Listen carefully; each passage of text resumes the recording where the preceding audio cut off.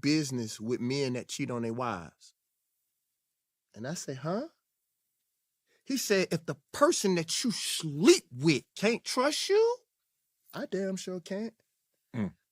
And I never thought about that. My mentor taught me something, bro. I'm serious, bro. I never thought about this in my life, bro. We separate what's being said from what's actually true. Let's break it down. And you're here with your host, Sazo. I started with that clip because it's really relative to the video that we have today. It's breaking down a lot about relationships, responsibilities in relationships, especially when it comes to sex. So I think that clip was very relevant because it shows a level of morality that, a man should have. And that's not necessarily just exclusive to men.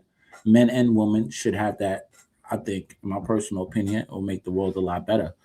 But let's not wait. Let's get right into it. Play. I'm going to do what men are supposed to do. I'm going to get on the internet. I'm going to take full accountability of it because there are millions of dollars being made. I was 10,000% wrong because he knows what the women want to hear. My wife was right. I cheated. I'm the worst man in the world because men are taught to be heroic. Men are taught to take it on the chin. Men are taught that, you know what, it don't even matter about my side of the story. I'm going to just stuff it in and just take the blame because that is how we are programmed as men in society. The woman. It's funny that he comes, strictly from that perspective that we have to bear the brunt on our responsibilities. If we were the one who actually cheated in a relationship, then I would say, yeah, of course, you have to bear the brunt of the responsibility and ask for forgiveness and hope your wife forgives you or go your separate ways. But I don't think, necessarily divorce is the route to go, especially when you want to hold on to your life. But you have to take a knee and repent and pray to God, ask God for forgiveness, and definitely hope your wife forgives you as well.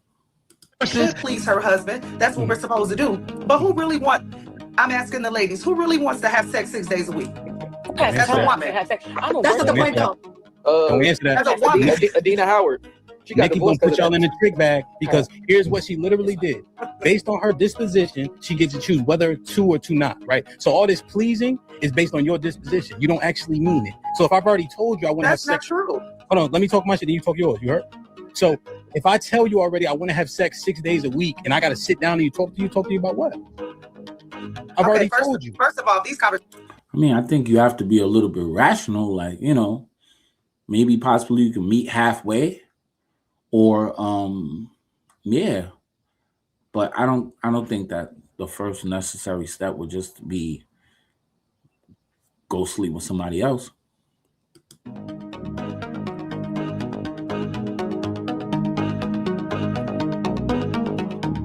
A lot of people. Oh, big shout out! This Might Be Risky channel. Shout out, his page. This Might Be Risky. Who have never been attractive, a lot of people who have never had money, and they have the false belief that celebrity relationships are like regular relationships, and the harsh reality is they aren't. And so I would counter with this, right? Could you imagine not only being rich, not only being successful, not only being extremely idolized in a sense, right? But also having unlimited access to women, unlimited access to men, unlimited temptation, right? Like, I don't think that we factor that in. Like, do you know? That's pretty crazy because does that shape your morality? The money you have, the success you have, does that shape your morality? Does that change the contract and the commitment depending on your income and your clout? That's crazy. Like, you can't start there because, okay, what if it's not cheating? That means to a certain extent you can be brought. You can be brought, like you said, just as much access to women as just as much access to men. So does that influence you? what it's like to really go outside and every single woman wants your wife's spot? Do you know as a woman what it feels like to go outside and every man that you're coming in contact with wants your husband's spot? So I feel like we don't give them enough grace. And I really didn't like the situation. I'm going to expound on this a little bit deeper, then I'll get back to the original question, right? They got together very young. And this is why I always tell people, I would not encourage anybody to get married young because you don't know what you like yet. You don't have enough experience yet. And I mean, I get where you're coming from, but does that remove you from being guilty? Like, that's like saying don't get married yet. And you get married and you cheat, you're still guilty of, committing adultery or cheating on your wife. Do we give that same grace to people who do crime? If somebody actually robbed you or unalived you, took your life when they were young, should they not pay the penalty? That's what it's really about, morality and how you feel on the inside. It's not really about these worldly things that you keep on bringing up, in my opinion. So this actually goes into one of my topics, and I'm gonna backtrack it. But I wanted to talk about how access can ruin relationships, right? And what I mean by access is this: you think you like what you like until you get access to new things. Like you think that you like oodles and noodles until you get access to lobster, right? You think that you like Honda Accords until you get access to Benzes, right? You think that you're okay with being broke until you move your ass out the ghetto. So and I'm gonna get off of this. So like I said, for me, I don't think that any man goes into cheating with the thought of I'm throwing my family away. I think that cheating is a very selfish act, but also on top of that, right? Because no one's thinking about another person while they're cheating. They're just thinking about getting their ish off, right? Especially for men. But I will also say this. The harsh reality is I don't think that cheating is a deal breaker, and we'll come back to that. And I'll land a plane for this moment unless somebody else expound. I'm gone. It's not a deal. I mean, it is a deal breaker. I mean, the commitment is before God, and adultery is a sin. Period. Point blank. We can't be immoral because that's what it sounds like.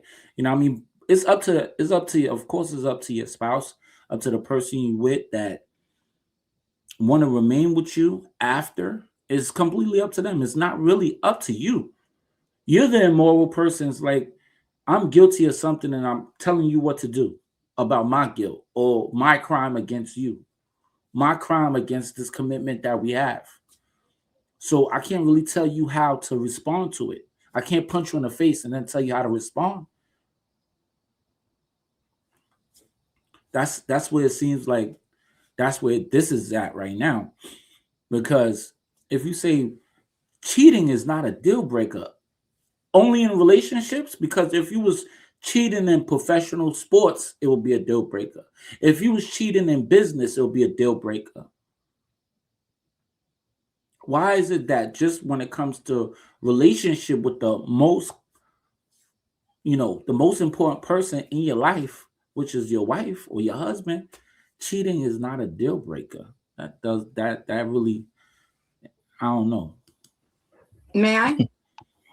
Go ahead. Okay, Absolutely. so as someone was married super young, I highly do not recommend it. I was married at 18 years old. I come from a Middle Eastern background, so anybody who knows my culture knows we typically do get married very young. I was married 17 years and divorced by age 32. When you're married that young, you don't have time to figure out who you are, right? So I'm gonna give him grace on that side that he was married way too young. He didn't get to get his I feel like men especially, they need to experiment more than women do. And that's another topic, but I feel like he didn't get to experiment and see what's out there. But on top of that, I feel like there was a lot of ego involved. She was Wow, her sound went out. All right. I mean, as far as you getting young, I can understand that. Getting married young, especially when you're not trained, when you don't see when you're young, you don't see the yellow brick road. You don't see the light at the end of the tunnel. You got to think about it. If you get married at 18, right, and you put in 20 years of marriage, right? I'm just saying it doesn't have to end at 20 years, but I'm just saying 20 years alone. and you build together with a person 20 years, you can get a lot accomplished in that 20 years. You can change your life. You can change the dynamics of your life personally. You can change the dynamics of your family's life because you're working together as a unit. It's not about your worldly wants and needs. If you really think about it, you get together at 18, you have a kid you have 1 or 2 kids at 20. You do 20 years. By the time you're 40, they 20. You can set them up for life. You could put them in a position to take care of you, actually. You can retire because you're working together 40 years in. If you have that mindset, if you see that actual example. One second, y'all.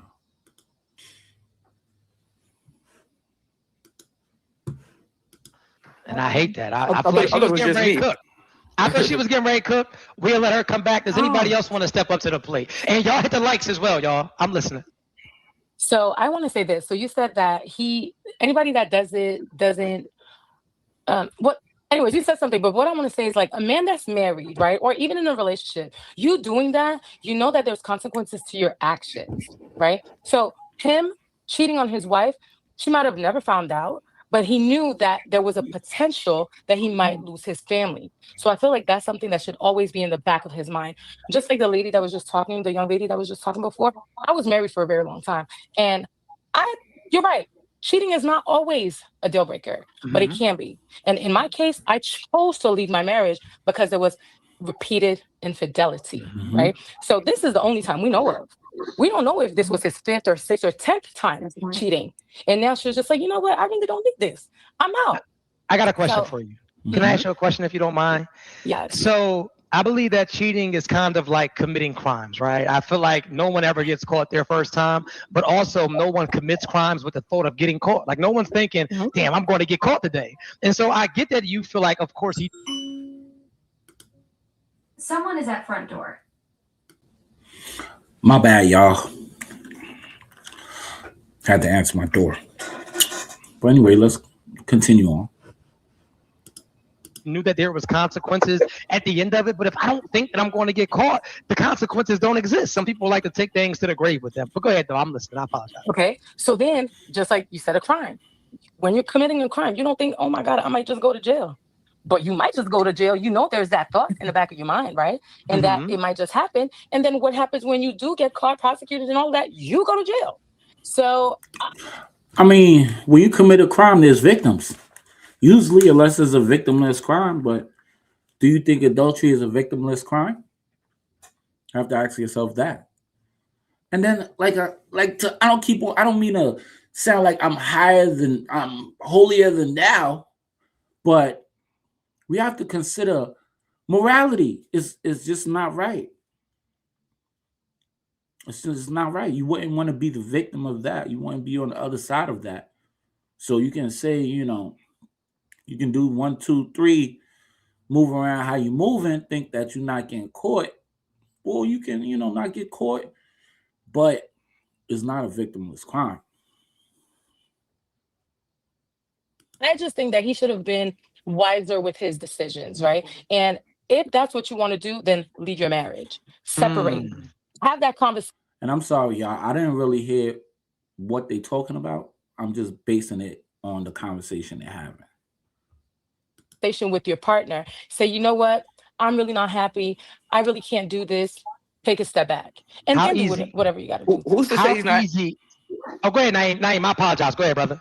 It's all good. I was going to say, who's to say that he's not happy just because he wanted another piece of ass? I don't equate cheating with not being happy. Well, we don't know the situation, right? Like, but he said it. He put out a statement. I mean, that's I don't know. That you don't equate cheating but not being happy, but it's not really why. I'm just saying it is based upon is what you're doing right. Is what you're doing right. Statement. He put out a statement saying that? Yeah, he did. He did. What was the statement? If you don't What was mind the me statement? asking? Yeah. His But statement I need a said little more something about context. him and the decisions that he made regarding his family, how he made some terrible decisions and how he was sorry. Like he pretty much took the blame for everything that happened. Mm-hmm. And he also said that he had a conversation of separation, I believe in December or at the end of the year, and it didn't go nowhere. And during that time, after that conversation, that's when he did that action. So I just want to make sure I'm sure about this. So he brought up that he wanted to separate. She wasn't with it, and so then he went and wet his whistle, pretty much.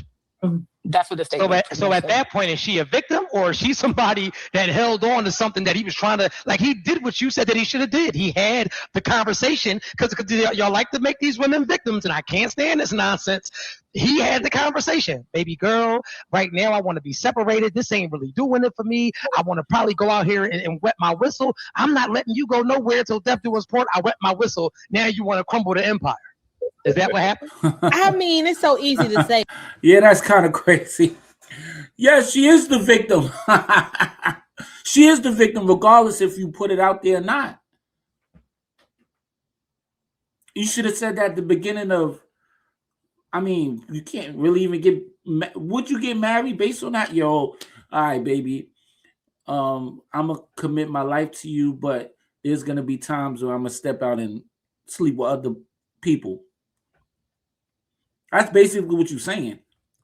Whether he said it before the marriage happened or after, you have to take your time. You have to control yourself. That's what it really is. You have to control yourself.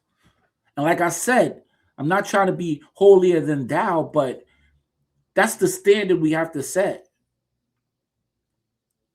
If you're going to do something, stand on it. If you're going to be, out stepping out on your partner, on your wife or your husband, should you be in a committed relationship? Because it doesn't sound like it. That, but No. but you gotta take into I feel like there's a lot consideration of that they people. took vows. It depends on the conversation and how he brought it to her. If he brought that conversation to him about him needing to go out and wet his whistle, no, why would I want you to go out and mess with other women and we married? Like, why would I give you permission to do that? Like, I understand the conversation, but now we got to figure out a way to work through this without it being you going to sleep with somebody else. Because if that's not what I want, how do you force me into that? Because it's two ways to look at that, right? Mm-hmm. That's what he wants, but it's not what she wants. So now, how do you force one or the other?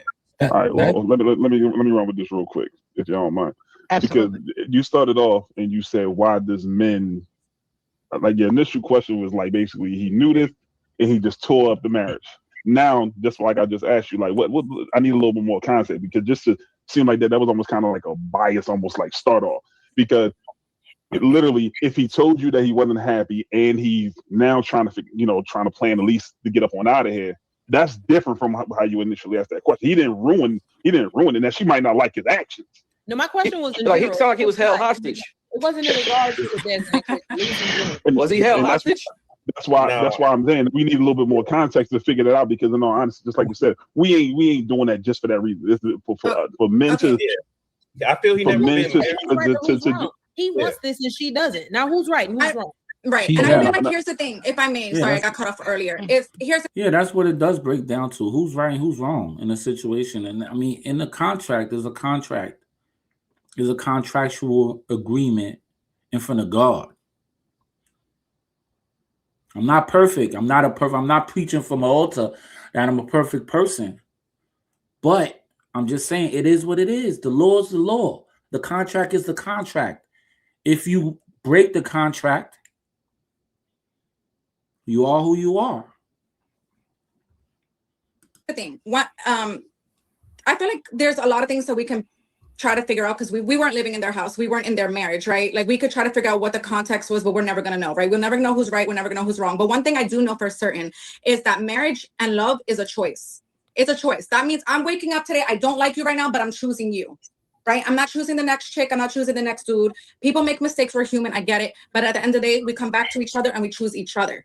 Now, in regards to them, they're in the limelight. They're in, they're doing their thing. They're celebrities, whatever. I don't know.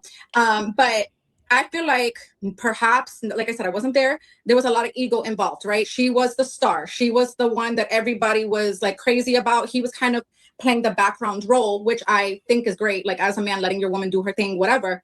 But I think maybe perhaps it could have gotten in the way of just a healthy relationship, right? But at the end of the day, marriage is marriage, right? It's not saying, hey, you know, I don't like you. I mean, it's more than a choice. It's more than a choice. And I don't think people understand that. It's a contractual agreement. There's consequences where you can just, you know, you can divorce based upon infidelity and then have to, you know, suffer the consequences, probably lose your house, you know, lose your retirement, lose your kids based upon infidelity alone. Just that. So it's serious. It's more than just, oh, we choosing each other today and I don't like you today. It's consequences and it's immorality. I want some other coochie, so I'm gonna destroy my marriage. Or hey, you got some other coochie, so I'm gonna leave you. It's still coming back and say, look, you messed up, or I don't like you right now, and I choose you. That's what it says. For better or for worse, to death do us part. Yeah. That's the only thing for certain. Okay, cool. So you said ego, right? Mm-hmm. You said that you believe that he cheated out of ego. But let me cook. But what if he just cheated because you just don't do it for me no more? What if he stepped out because I'm telling you like this? And this is the thing that we have to understand, right? It's easy for a woman to rationalize that it has to be the man. It had to be some type of flaw with the man, like as if the woman couldn't be flawed. And so I think that they're equally famous. I feel like they built their brand together, and this is not some bad looking dude. I'm pretty sure he has unlimited access to all types of cheeks. So I don't think that it's an ego thing. I don't think that it was a competition thing. It just could be an outgrow you thing. Like, and so with that being said, I don't believe if it's an outgrow you thing, then you would have to divorce the person. But you can't expect to have a person that's in your life and you're just living, you know, you just outside wilding. You outside wilding. Like you gotta consider that. You got a whole nother woman, probably got a whole nother family. And not only the consequences of infidelity, but you can have children outside of your marriage. We have to have a standard as a people. That's my thing. I think that's my main point that I'm trying to get across is we have to have that standard to say what's right is right and what's wrong is wrong, man. Period. There's no exceptions for me, for you, for your wife, anybody. It's just, it is what it is. What's right is what's right, and what's wrong is what's wrong. Not to the fact that you're a man, not the fact that you're a woman, period. What's right is what's right, and what's wrong is what's wrong. All right? And once again, I'm going to wrap this video up. It's kind of getting long, but I'm going to leave it there. Thank you for watching the Conservative Cipher, you know, where people saying stuff, but we got to get to the truth and we could break it down from there. So peace and blessings. Thanks for watching. All right, I'm out.